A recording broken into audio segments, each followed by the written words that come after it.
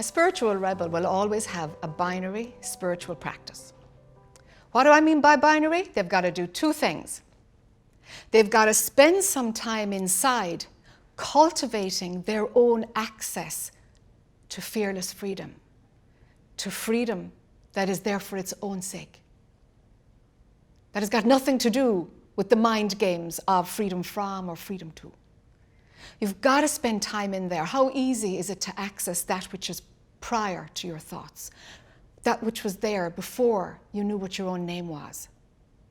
That stillness that we all know we came in with. So if we can cultivate a practice by dropping in there and making sure that we can go there at will, after a while that becomes the solid ground from which we operate all of the time. The other half of the binary practice is, how does this translate in the world?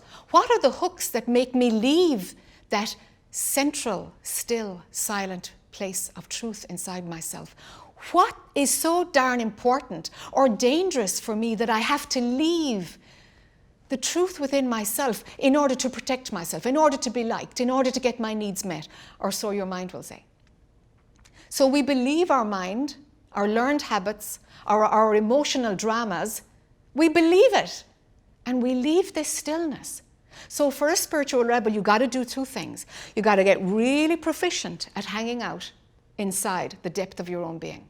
And you got to find out, what are the hooks, what are the triggers that make me want to leave it? Why is it so darn important that I want to support my own bullshit in my head at a price of leaving the stillness and authenticity that is a total joy inside myself? So we got to do both. And is it ever just one and just the other?